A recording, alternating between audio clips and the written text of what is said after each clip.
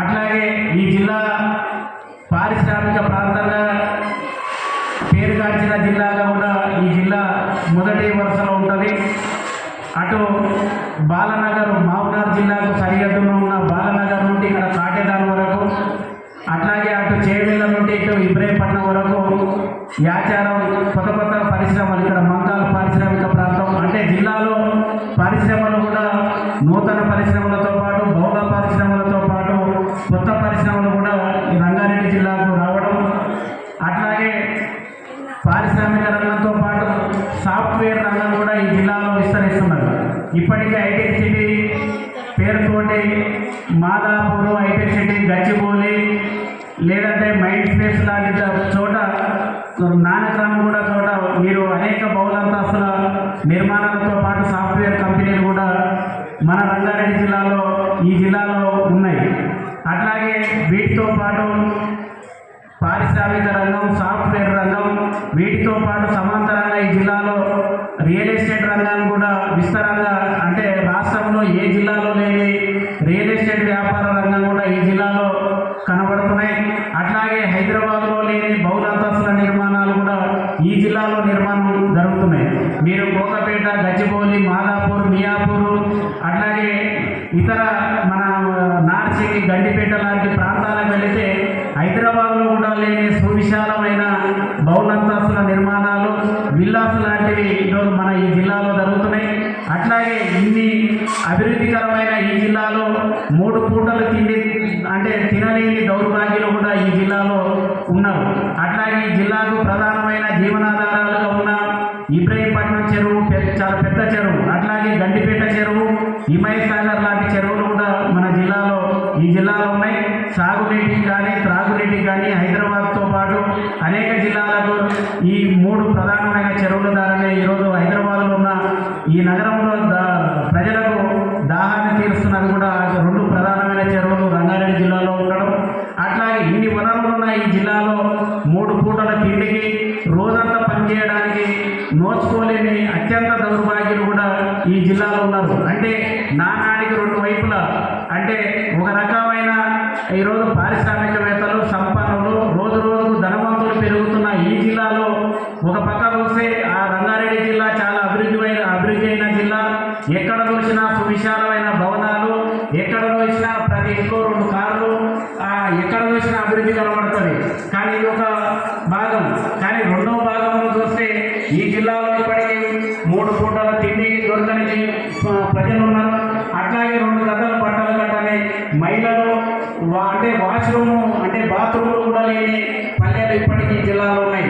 అంటే అభివృద్ధి ఉంది, అట్లాగే దానికి తిరోగమనమైన అభివృద్ధి లేని ప్రాంతాలు, తాండాలు, అట్లాగే ఇతర పల్లెలు ఇప్పటికీ అలాంటి పరిస్థితులు ఈ జిల్లాలో ఉన్నాయి. అంటే ఒక పక్క అగ్రవర్ణాలు, అంటే ధనికులు ఉన్న జిల్లాగా, అట్లాగే పేదలు ఉన్న జిల్లాగా, 2 విభిన్నమైన వైరుధ్యాలు ఉన్న జిల్లాగా రంగారెడ్డి జిల్లాలో పరిస్థితి. అట్లాగే ఈ జిల్లాలో ప్రధానమైన వనరులు, బ్రతకడానికి కావాల్సిన వనరులు, ప్రధానంగా పరిశ్రమలు ఉన్నాయి. పరిశ్రమలలో లక్షలాది మంది కార్మికులు పనిచేస్తున్నారు. అట్లాగే సాఫ్ట్వేర్ కంపెనీలో ఉద్యోగులు. అట్లాగే ఈ జిల్లాలో ప్రధానంగా చాలా స్వచ్ఛందంగా బతకడానికి శంషాబాద్ అంతర్జాతీయ విమానాశ్రయం ఈ జిల్లాలో ఉన్నది.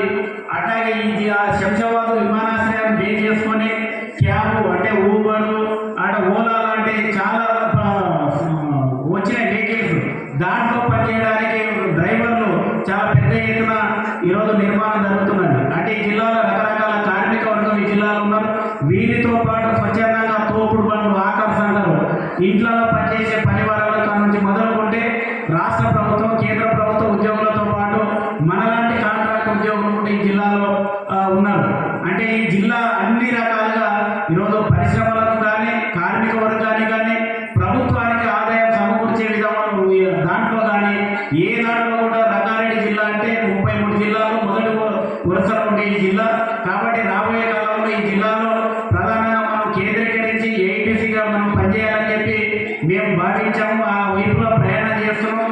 ఆ నేపథ్యంలోనే రంగారెడ్డి జిల్లాలో ఈరోజు రెండవ ఏఎన్ఎంలో మొదటి మాసంలో మనం ఇక్కడ నిర్వహించుకుంటున్నాం. ఈ మాసంలో విజయవంతం కావడానికి జిల్లా ఏఐటీసీ నాయకత్వం కొంతమేర గట్టి ప్రయత్నం చేసి కాస్త ఇబ్బందులైనా మేము సుమారు మాకు నరసింహ గారు రామాంజనేయులు గారు చెప్పింది ఏంటంటే 300 మంది మహాసభకు ప్రతినిధులుగా ఆహ్వానించడం, 300 మంది కావాల్సిన భోజన ఏర్పాట్లు, సీట్ల కెపాసిటీ అంటే సీట్లు పెట్టడం, అట్లాగే కావాల్సిన అన్ని కావాల్సిన ఛాయ్ నుంచి మొదలుకుంటే వాటర్ నుంచి అట్లాగే ట్రావెల్స్కి సంబంధించింది కూడా ఈ 300 మందికి సంబంధించి ఒక 5-6 రూమ్లు కింద మనం బుక్ చేయడం లాంటివి మీకు ఎలాంటి అసౌకర్యం ఉండకుండా అన్ని రకాలుగా సౌకర్యం ఇవ్వాలని చెప్పి ఆహ్వాన సంఘాన్ని కోరితే వాళ్ళ కోరిక మేరకు అన్ని ఏర్పాటు చేయడం జరిగింది. ఈ మిగతా ఎందుకు రాలేదనేది మన నాయకులు చెప్తారు.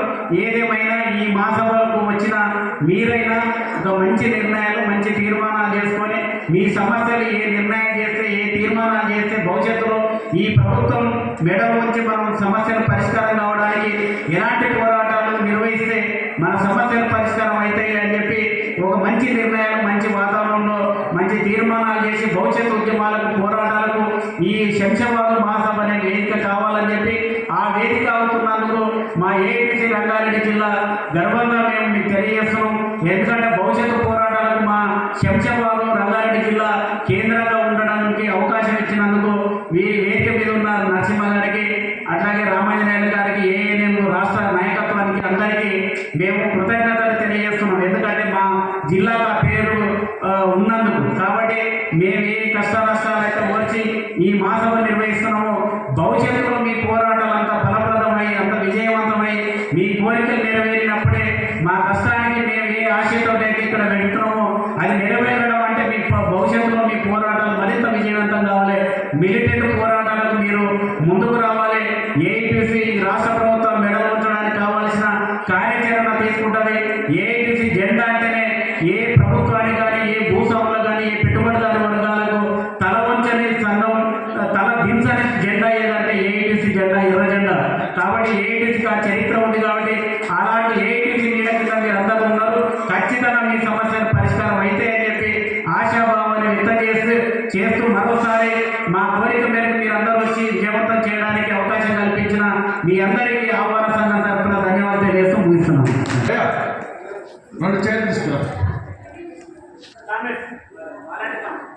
కామ్రేడ్ వాలంటీర్ కామ్రేడ్ 2 చైర్లు కామ్రేడ్ 3 కామ్రేడ్ మన ఏఐటీసీ నాయకురాలు రమావతు రాణి గారిని రైల్వే రావాల్సిన కోరుచున్నాం. అదేవిధంగా లతక్క పైకి రైలా పిలిచాము.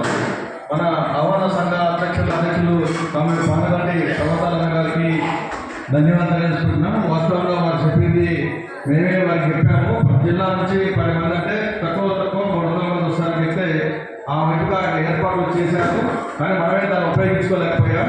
ఈసారి ఖచ్చితంగా ఉపయోగించుకునేందుకు ప్రయత్నం చేద్దామని చెప్పేసి తెలియజేసుకుంటూ మన ఏఐటీసీ రాష్ట్ర ఉపాధ్యక్షురాలు అదేవిధంగా మన వర్కింగ్ ఉమెన్స్ ఫోరంకి సంబంధించి